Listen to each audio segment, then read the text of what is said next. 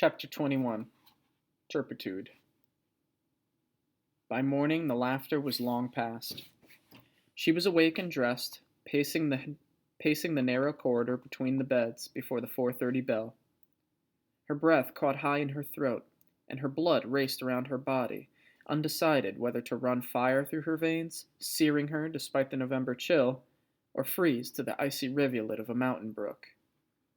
She could not touch her breakfast. The smell of fried codfish turned her stomach. But she sat there amidst the chatter and clatter of the meal because it was easier to pass the time in the noise of company than in the raging silence of her room. She was the first at the gate. It wasn't that she was eager for the day to begin, but eager for it to be over. For whatever was to happen, and she did not doubt that something dreadful must happen, for whatever must happen to be in the past. She tried not to think of Bridget. She could not take on Bridget's fate as well as her own. If only she had not come back up the stairs. Monster. Would I have wished to leave that poor child alone? Better to feed Rachel and Agnes to the bear. And yet, Bridget was not a helpless child. She might have broken loose, stomped his foot, or... Well, it was too late for that. Lyddie had gone back. She had, mercy on her, picked up that pail of filthy water and crammed it down on the overseer's neat little head. And all she had need to do was speak. When she had called his name, he had turned and let Bridget go. But no, Lyddie could not be satisfied. She had taken that pail and rammed it till the man's shoulders were almost squeezed up under the tin. The skin on her scalp crawled. Why didn't they open the gate? She was as weary of the scene in her head as if she'd actually picked up that heavy bucket and brought it down over and over again, and run the length of the yard, dragging Bridget behind her 1,000 times over. Laughing. Of course he must have heard her. She had howled like a maniac. He must have heard. The other operatives were crowded about, jostling her as they all waited for the bell. And still, when it rang, she jumped. It was so loud. So like an alarm clanging danger. She tried to turn against the tide, to get away while there was still time. But she was caught in the chattering, laughing trap of factory girls pushing themselves forward into the new day. She gave up and allowed the press of bodies around her to propel her to the enclosed staircase and up the 4 flights to the weaving room. Bridget was not at her looms. Mr. Marsden was not in his high stool. Her execution was delayed. She felt relief, which was immediately swallowed up in anxiety. She needed it all to be over. One of the girls from the acre approached her. "Bridget says to tell you she's feeling a wee bit poorly this morning. You're not to worry." The little coward. She's going to let me face it all alone, eh? When I was the one risked all to help her. The girl glanced back over her shoulder and around the room. She bent her face close to Lyddie's neck and whispered, "The truth be told, she got word not to report this morning, but she had no wish to alarm you." Now Lyddie was truly alarmed, without even the slight armor that resentment might provide. Would they, then, be punishing Bridget instead of her? What sin had Bridget committed? What rule had she ever trespassed? And she with a sickly mother and nearly a dozen brothers and sisters to care for. Mr. Marsden had come in. Lyddie kept her eyes carefully on her looms. The room shook and shuddered into life. Lyddie and the Irish girl beyond kept Bridget's looms going between them as best they could. She was almost busy enough to suppress her fears. And then a young man, the agent's clerk in his neat suit and cravat, appeared at her side and asked her to come with him to the agent's office. The time had come at last. She shut down her own looms and one of Bridget's, and followed the clerk down the stairs and out across the yard to the low building that housed the counting room and the offices. The agent Graves was seated at his huge roll-top desk, and did not at once turn from his papers and acknowledge her presence. The clerk had only taken her as far as the door, so she stood just inside as he closed it behind her. She tried to breathe. She waited like that, hardly able to get a breath past her Adam's apple, until she began to feel quite faint. Would she collapse then in a heap on the rug? She studied the pattern, shades of dull browns starting nearly black in the center and spinning out lighter and lighter to a dirty yellow at the outer edge. Dizzy, she stumbled, a step forward to keep from falling. Dizzy, she stumbled a step forward to keep from falling. The man turned in his chair, as though annoyed. He was wearing half spectacles, and he lowered his massive head and stared over them at her. You sent for me, sir? It came out like a hen cackle. Yes? You sent for me, sir? She was glad to hear her voice grow stronger. The man kept staring as though she were a maggot on his dish. Lydia Worthen, sir. You sent for me. Ah, yes, Miss Worthen. He neither stood nor asked her to sit down. Miss Worthen. He gathered the papers he had been working on and tamped the bottom of the pile on his desk to neaten it, and then laid the stack down on the right side of the desk. He then scraped his chair around to face her more directly. Miss Worthen, I've had a distressing interview with your overseer this morning. She couldn't help but wonder how Mr. Marsden had retold last night's encounter. It seems, he continued, it seems you are a troublemaker in the weaving room. He was studying her closely now, as closely as he had studied his papers before. A troublemaker, he repeated. I, sir? Yes. Mr. Marsden fears you are having a bad influence on the other girls there. So there had been no report of last night. That at least seemed clear. I do my work, sir, Lyddie said, gathering courage. I have no intention of causing trouble on the floor. How long have you been with us, Miss Worthen? A year, sir. Last April, sir.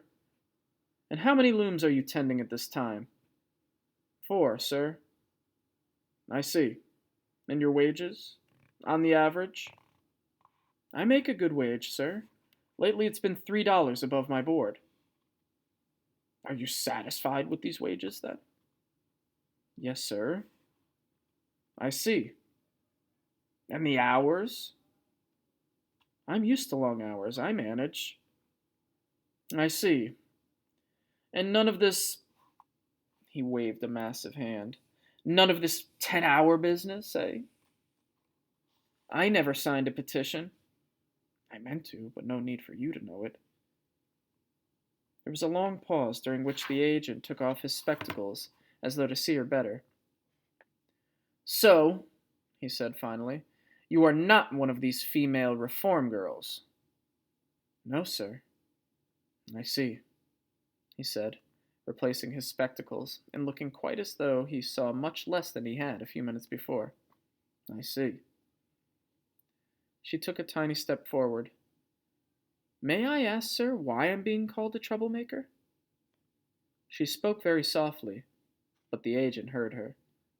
Yes, well, maybe... Her heart thumped in admiration for her own boldness. Maybe Mr. Marsden could be called, sir. How is it exactly that I've displeased him? Her voice went up to soften the request into a question. Yes, well, he hesitated. Open the door. And when Lyddie obeyed, he called to the clerk to summon Mr. Marsden, then turned again to Lyddie. You may sit down, Miss Worthen, he said, and went back to the papers on his desk. Though the chair he indicated was narrow and straight, she was grateful to sit down at last. The spurt of courage had exhausted her as much as her fear had earlier. She was glad, too, to have time to pull her rioting thoughts together. But the longer she waited, the greater the tumult inside her. So that when the clerk opened the door and Mr. Marsden appeared, she could only just keep from jumping up and crying out.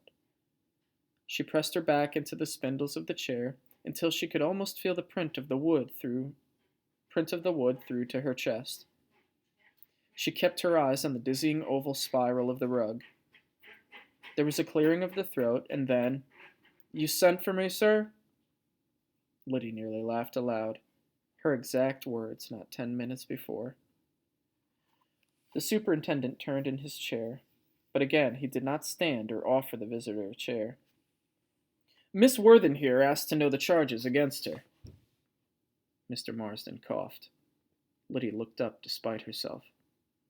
At her glance the overseer blinked quickly, then composed himself, his lids hooding his little dark eyes, his rosebud mouth tightening to a slit. "This one is a troublemaker," he said evenly. She leapt to her feet. She couldn't seem to stop herself. "A troublemaker? Then what be you, Mr. Marsden? What be you, eh?" The agent's head went up.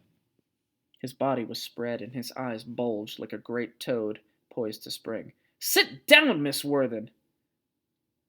She sank onto the chair. Her outburst had given the overseer the time he needed. He smiled slightly, as though to say, "See? No lady, this one." Satisfied that he had stilled her, the agent shifted his gaze from Lyddie to her accuser. "A troublemaker, Mr. Marsden." For a quick moment, Lyddie hoped, but the man went on. "In what way a troublemaker? Her work record seems satisfactory." "It is not." And now Mr. Marsden had turned and glared straight at Lyddie, all trace of nervousness gone. "It is not her work as such. Indeed." And here he gave a sad little laugh. "I at one time thought of her as one of the best on the floor, but—" He turned back to the agent, his voice solemn and quiet. "I am forced, sir, to ask for her dismissal. It is a matter of moral turpitude." Moral what? What was he saying? What was he accusing her of?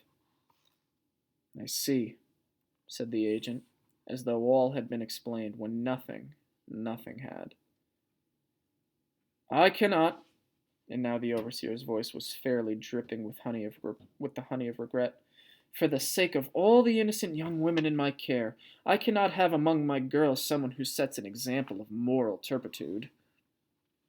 "Certainly not, Mr. Marsden. The corporation cannot countenance moral turpitude."